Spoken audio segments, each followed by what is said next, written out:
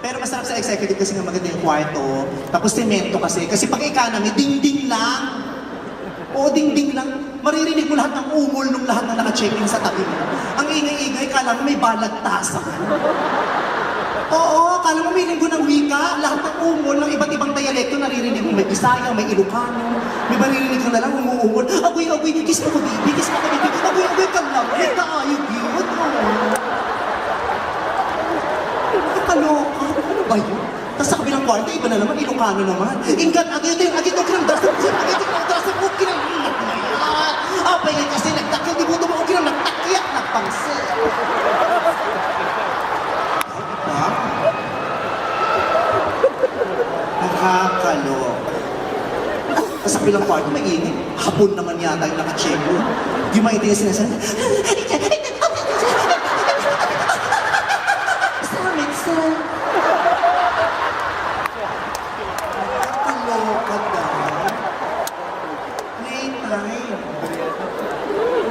pero ang nakakatuwa naman, nung pag nag-check-in ka sa economy, marirealize mo talaga, kasi maririnig mo lahat ng umol eh.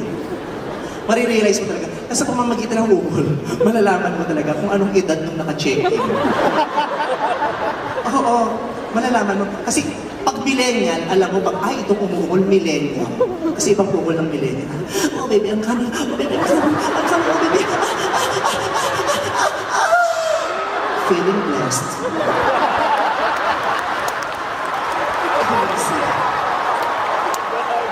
Pakiramdam nila, pag nilabasan sila, blessed sila. Hashtag feeling blessed. Inuubo na ako sa balahibo.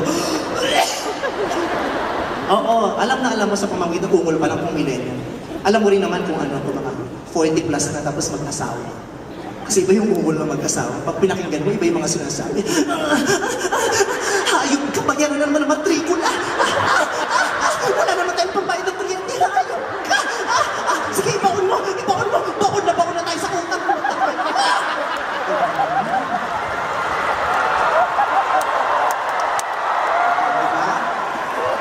Walang nagka-concept na ganyan ang sinasabi ako lang.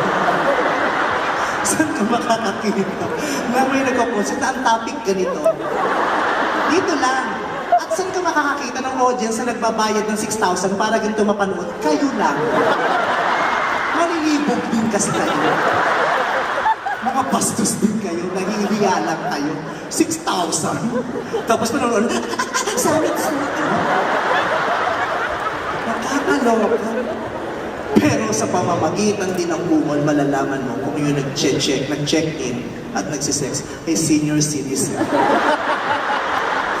Iba yung umol, nakakabahan. Pinakinggan ko talaga. Sabi nung Ali,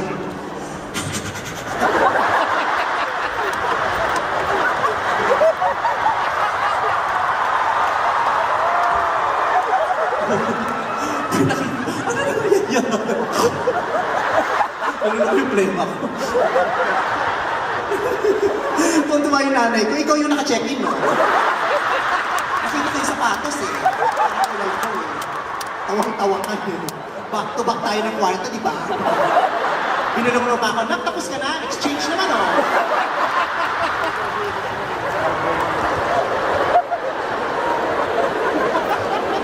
Oo, pinakinggan mo talaga yung aling. Sabi dito.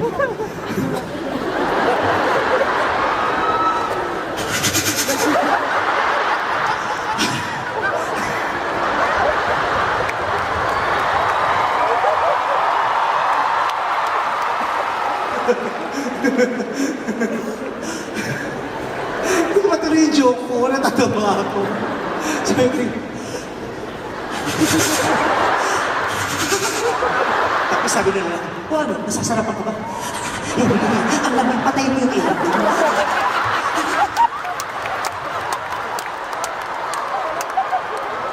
Sumungol na naman yung ilaw. Sabi nila, bakit ang init? Pasensya ka na, naihina.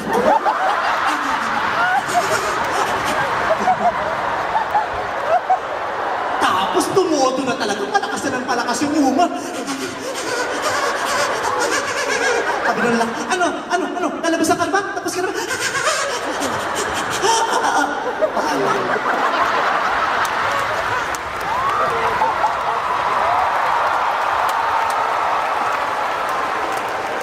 Ganyan! Ganyan ang mga bet nyo! So paano ito mapapalabas sa TV? Sige. Anong matitira? Yung kanta-kanta lang? Baka pag pinalabas sa ABS-CBN special, mga 15 minutes lang ito. Kasama na yung sponsor doon, commercial. Pero kung saan nyo man balak pupunta pagkatapos ng concert, nasa sa inyo na yan. Basta siguro doon nyo lang. Nasa executive kayo. Kasi nakakatakot. Paano kung malilibugan ko yung katabi? My precious. Pero nga, kung saan na kayo pupunta after ng concert na to, siguraduhin nyo na yung pupuntahan nyo, lugar na masaya. Doon lang tayo sa masaya.